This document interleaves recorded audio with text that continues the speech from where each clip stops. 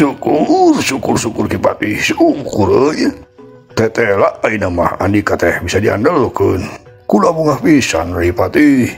Cek Prabu Durakumala bade nepakan tak Patih Kalageni. Atur nuhun Raka Prabu. Teras ayeuna tugas naon deui nun anu kedah dilaksanakeun? Tembal Patih Kalageni. Ayeuna andika reueuh bae heula Kipati. Ulah rek atur heula rencana yeuh pikeun hajat gede teh. Ulah hayang got-got papangantenan jeung si geulis Nilasmaya. Jig ayeuna mah kitu ulah reueuh Kipati. Cek Prabu Durakumala deui. Cedok Patih Kalageni nyembah. Semangga nun permios. Cek Patih Kalageni bari nyembah. Samemeh indit manehna kumaenam ngararet heula ka Nilasmaya anu katempo keur diuk dina pinggir ranjang. Waduh. Aing teu meunang sileureun ieu. Ulah sampe Nilasmaya kapemilih ku Prabu Durakumala. Heueuh tapi ka mana eta si ekek? Aing kudu buat meunang laporan ti manehna. Gerentas Patih Kalageni bari tuluy leos bae indit.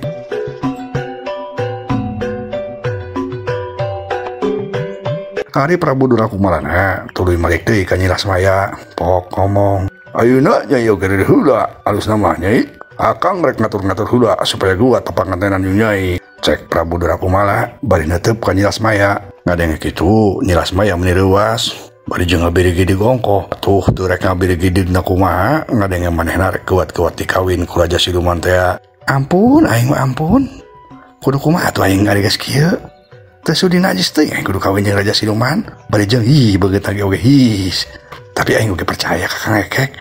Pasti manehna teh geus boga rencana halus. Gerentes Nilasmaya, "Unaon kala ngahuleng nyai? Nah, aya kasalahan deui dina diri akang teh tah kumaha?" Cek Prabu Durakumala. Nilasmaya anu keur ngahuleng ngarenjag reuwas. Buru-buru manehna nyarita. Henteu Kang, henteu kudu naon? Henteu aya kasalahan naon Kang mah. Mung ari abdi teh nuju emut ka lembur. Nya maksudna mah ngebutan bae bade nikah tapi sepuh teh anu terangeun kitu. Cek Nilasmaya mari alesan, tapi asal nyarita bae manehna teh. "Oh kitu nyai. Geus eta mah gampang atuh nyai. Lamun nyai hayang panggih jeung kolot nyai mah, engke ku akang rek nitah si Sarmada jeung Sarmadi pikeun nyusul sepuh nyai." Cek Prabu Durakumala. Nilasmaya meni reuwas ngadenge kitu teh. Manehna teu mere ari bahara dia jeung Ambeodoh anu rek disusulan ka nagara Siluman mah. Lantaran meureun engkena di alam manusia teh pasti kabijakeun maut. Nilasmaya teu apaleun lamun Ambeodoh teh sabenerna mah geus aya di dinya di nagara Siluman. Atuh buru-buru manehna teh ngomong, "Teu kedah Kang, teu kedah. Sanes kitu maksud teh. Tapi abdi mah mun tiasa mah hoyong jalan-jalan heula ka lembur. Nya maksud teh maneh Akang teh kaabotan kitu." Cek Nilasmaya. Prabu Durakumala unggut-unggutan. "Oh gitu, gampang atuh kitu ge nyai. Ke atuh urang juang ngahalakeun nganjang heula ka lembur nyai." Cek Prabu Durakumala. "Tah upami kitu mah satuju Kang. Tapi bilih Akang ayeuna priogi heula mah mangga atuh Kang." Cek Nilasmaya. "Nya atuh nyai, ayeuna Akang ini heula nya. Abi gua rengsek pagawean teh. Ya Akang teh rek ngatur-ngatur heula acara kawinan urang." Cek Prabu Durakumala deui bari ngaleos indit. Tapi karek oge sabaraha lengkah digerewan deui ku Nilasmaya. Kang sakedap." Prabu Durakumala ngarendeg deui, tuluy malik deui ka Nilasmaya. "Aya naon deui nyai?" "Abdi mah hoyong reueuh heula Kang, tapi hoyong nyalira. Ieu teh maksudna mah ulah seueuran di dieu teh kitu maksudna mah abdi tiasa kulem Kang." "Oh, maksudna paramban kudu adi ditu da ti kamar ieu nyai." "Tah sumuhun kitu Kang. Abdi mah hoyong nyalira heula maksudna kitu." "Oh, nya geus atuh. Kumaha nyai bae Kang mah." Cek Prabu Durakumala. Tuluy Prabu Durakumala teh malik ka paramban anu keur dariuk ngariung bari emok. "Weh paramban, geus ayeuna mah maraneh kabeh arindit ka ditu heula arindit. Rek rareueuh nya rareueuh ka ditu. Kumaha karep maraneh? Rek sagawe-gawe nya halus. Ayeuna mah nu penting mah arindit heula ti kamar ieu, arindit." Cek Prabu Durakumala nitah paramban arindit ti dinya. Atuh paramban teh meuni bunga. Demang kitu kaharayangna cedok nyarambah ka Prabu Durakumala. "Sumuhun atuh Kanjeng Prabu, sumangga permios." "Oh, jieu ka ditu. Cek Prabu Durakumala. Sanggeus kitu mah Prabu Durakumala oge malik deui ka Nilasmaya. Pok nyarita, "Wah, ayeuna mah sok nyai geura reueuh heula. Akang rek aya puluh heula nya." Cek Prabu Durakumala. "Mun atuh Kang, mangga." Tembal Nilasmaya. Ari Prabu Durakumala tuluy leos bae indit. Bari indit teh meuni teu ngaliek deui ka Nilasmaya. Sanggeus Prabu Durakumarana indit mah nyilas maya mending ngerasa ngemplong. Tuluy maeh nagroan si Ekek anu masih keneh nyumput dina kolong ranjang. Kang Ekek. Tos aman Kang? Cek nyilas maya. Telila kurnyung si Ekek keluar tina kolong ranjang. Katempo paromana meni warah mah. Tah pinter si waring nyai teh. Bisaan saniwarana euy. Lamun kieu mah sigana bakal lancar rencana urang teh nyai.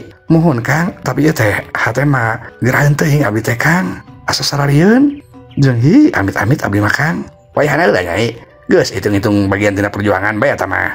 Wayahna kasabar. Ayeuna tinggal rencana urang nu kadua, cek si Ekek. Kedah kumaha dia tuh Kang? Dia nyai. Tah engke Raja Siluman Gijul teh ye pasti ka deui nyai. Nyai kudu pura-pura bawa ka manehna sampai manehna percaya pisan ka nyai. Tapi kumaha lamun manehna ngajak kuat-kuat kawin Kang? Iya abdi mah amit-amit teuing Kang. Moal nyai geus tenang bae nyai mah. Lantaran namun eta Raja Siluman Gijul teh geus kaedan pisan ku nyai. Manehna pasti nurut kana naon bae hayang nyai. Tapi laras eta teh Kang, moal matak bahaya ka abdina. Moal nyai, moal. Tangke lamun eta Raja Siluman Gijul ngomong ka nyai deui, perkara hayang kawin maksudnya gitu. Nyai kudu bade syarat. Naon atuh syaratna Kang? Syaratna kitu nyai ye. Nyai kudu nyahulah sakabeh pusaka nu aya di karaton ieu. Lamun bisa mah malah nyai teh kudu ngajak jalan-jalan ke tempat nyimpen pusaka eta. Tah engke akan nuturkeun. Lamun geus kanyawan pusaka anu pangsaktina anu bisa ngalehkeun eta raja, ku akang rek dipaok. Rek dipake ngalumpuhkeun manehna sorangan. Tah kitu maksud akang teh nyai. Kaharti cek si Ekek nerangkeunna meni panjang lebar. Nyilas maya unggut-unggutan. Oh gitu maksana teh Kang. Mun atuh Kang ka atos ari kitu mah. Tembal nyilas maya. Ya syukur atuh nyai. Ari geus kaharti mah ayeuna akang rek kaluar dari dieu rek neangan heula patih kalageni. Saha Kang patih kalageni teh? Papatih Siluman adina Prabu Durakumala teh nyai. Tah eta patih oge bogoheun ka nyai. Ku akang rek dimanfaatkeun rek diadeun domba jeung Prabu Durakumala. Oh mun atuh Kang kade sing atos-atos. Kade sing kependakan ku bangsa Siluman anu sanesna di dieu. Tenang bae nyai. Geus tenang bae akang mah bisa jaga diri. Cek si Ekek tuluy mah hendak keketepan keluar ti eta rohangan.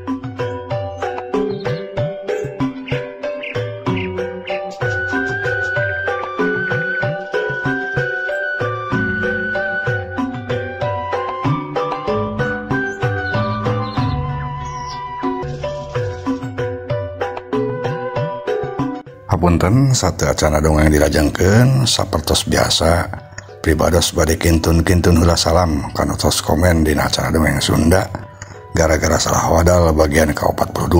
Kapiatur salam kanu kahiji ka Teh Sri Hartati di Purwakarta hatur nuhun. Ibu Yayah di Ciledug hatur nuhun Ibu Yayah. Ibu Mariati di Cicadas oge hatur nuhun. Kang Haji Fahru di Serpong hatur nuhun. Teh Dewi Novia Sagita di Kuningan Palih Kulon hatur nuhun. Neng Alika anu linggih di Mekah kawit di Cikijing hatur nuhun. Teh Wiwin di Taiwan hatur nuhun. Teh Sari Rosyati di Dago hatur nuhun.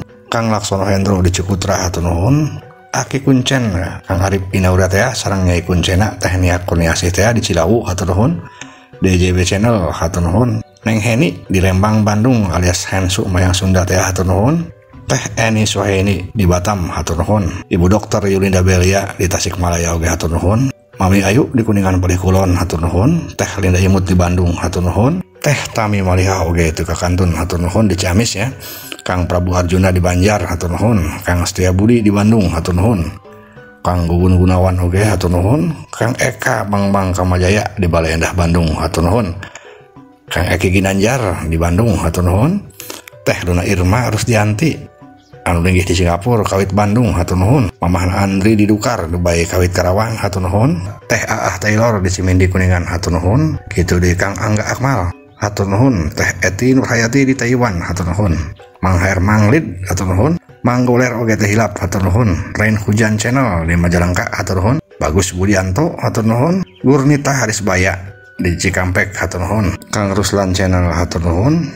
Kang Mariana Yana Channel hatur nuhun. Neng Widanengsih hatur nuhun.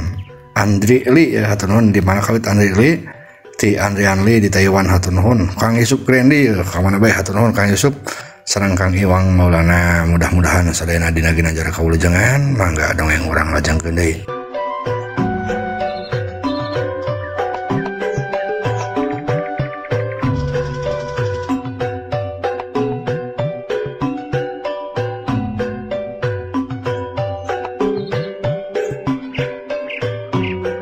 Ayeuna Malik diheula nyaritakeun Prabu Durakumala. Hatena bener-bener ngarasa bunga. Lantaran nilas maya anu salida ieu ka impi-impi teh, ayeuna mah katampo siga geus bogoheun ka manehna. Aduh, bagja aing bener-bener bagja euy. Ayeuna mah siga geus nilas maya teh dayekeun oge ka aing. Bener-bener dinya teh asa sorangan, asa nu aing sorangan. Gerentas Prabu Durakumala bari lempang. Ayeuna tinggal aing ngatur rencana yeuh. Kumaha carana supaya aing kuat kawin jeung nilas maya. Siga mah aing teh kudu ngobrol da panjang jeung marah yeuh kieu carana mah. Aing kudu curhat lamun budak urang mah. Gerentas Prabu Durakumala deui. Tuluy eta Raja Siluman teh buru-buru leumpang deui rek nepungan Bimaraah anu ditugaskeun teh ku maehna supaya gawe di dapur. Ari Bimaraahna harita teh katampo masih keneh keur ngakulang bingung. Atuh terek bingungna kumaha, maehna meunang pagawean kudu ngasakan daging manusa anu tangtuna boro-boro tega, sieun malah nu aya mah. Komo pas nempo jalma-jalma teh digarantung bari jeung eueuh sirahan. Digantung sukuna ti luhur, siga bae embe anu karek nang mencit. Bimaraah katampo bibirigi degan bae. Haruh kudu kumaha aing teh ieu ari geus kieu. Hanjakal aing mah hanjakal daek dibere pagawean ku Raja Siluman Kejul. Ari geus kieu mah aing jadina teh serba salah. Gerentas Bimaraah terus ngahulang bingung, tapi tuluy mah maenna ingat karena omongan si Ekek. Yeun ari manusia mah cenah boga akal, masih awakna lemah oge. Lamun manusia nggunakeun akal, bangsa siluman anu sok kumasaktina oge bisa eleh. Bener kapan si Sutari teh? Ari manusia boga akal, aing teh kudu sieun ku siluman. Malah maranehna nu kudu sieun ku aing. Gerentas Bimaraah, keur kitu kudu tak sada aya nunggu kapanto. Bimaraah ruas, hampir bae manehna goak. Tapi barang direret, si horeng nu datang teh Prabu Durakumala. Kunaha bibi euy? Geus anggeus pagawean teh. Cek Prabu Durakumala nanya ka Bimaraah. Tapi kadengena meni leuleuy. Ari ngadenge kitu mah rasa sieun Bimaraah oge leungit sapada harita. Malah nu aya mah jadi timbul wawanen. Ih Kanjeng Prabu Ontolohod si horeng teh. Hanas kuring teh geus leuwas Gusti. Kunaon atuh luasna bibi? Da malahakan bibi atuh kula ge. Atuh luasna mah keur ngalamun Prabu Ontolohod. Geuning atuh kalah ngalamun bibi teh. Kapan ku kula dititah gawe? Nah kalah ngalamun. Ih, atuh rek teu ngalamunna kumaha Kanjeng Prabu Ontolohod. Sok pikir ku Kanjeng Prabu. Ayeuna kuring dititah gawe asak-asak jeung nilas maya. Tapi tinggal itu Kanjeng Prabu. Mangkar anu kudu diasakan teh daging manusia atuh. Ya ari nilas maya teh molekeun dengaranna ge manusia sarua jeung kuring. Kanjeng Prabu, nu aya mah meureun nilas maya teh mataksuakeun. Cek Bimaraah. Prabu Durakumala ngahuleng. Ya, molekeun atuh nya. Terus kudu ngasakan naon atuh jang tuangeun nilas maya teh bibi? Tanya Prabu Durakumala. Bimaraah ngahulang sakedeung. Tah, geuning bener omongan si Sutari teh. Aing manusia bisa ngagunakeun akal. Ieu kesempatan aing ya. Bikin ngagoyan Raja Siluman Boloho. Maksudna mah rek dibere pelajaran pisan ku aing Siluman Boloho teh. Gerentas Bimaraah. Prabu Durakumala siga nu teu sabar. Pok ngomong deui. Ih, kalau ngahulang Bima ditanya teh. Sok eueuh sebutkeun naon atuh jang tuangeun nilas maya teh. Kek heula atuh sabar Prabu Ontolohod kuringna keur mikir heula. Nya maksudna mah ambil nilas maya nabungaheun di pasihan kadaharan ku Kanjeng Prabu teh.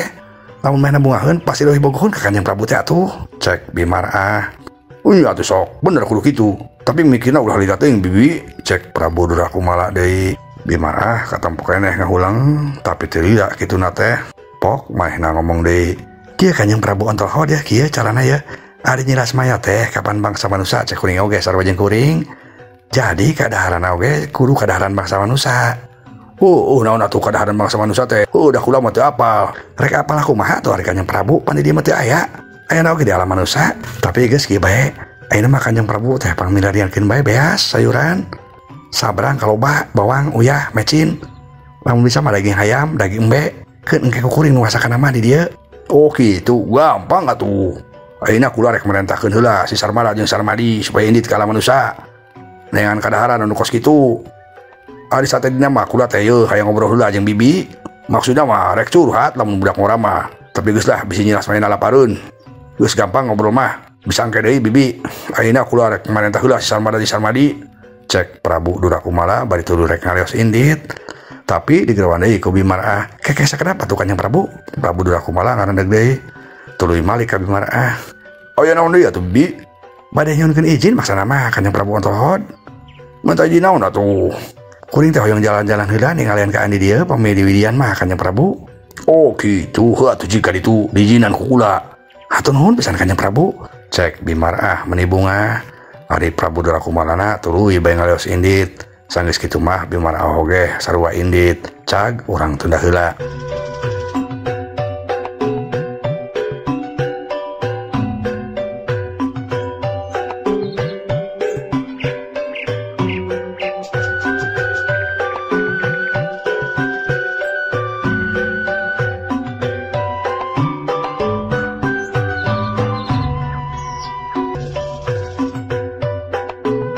Ayeuna caturkeun kaayaan di alam manusia di lembur Cipansur. Harita kaayaan teh keur mumujihna genjreung. Atuh rek genjreungna kumaha?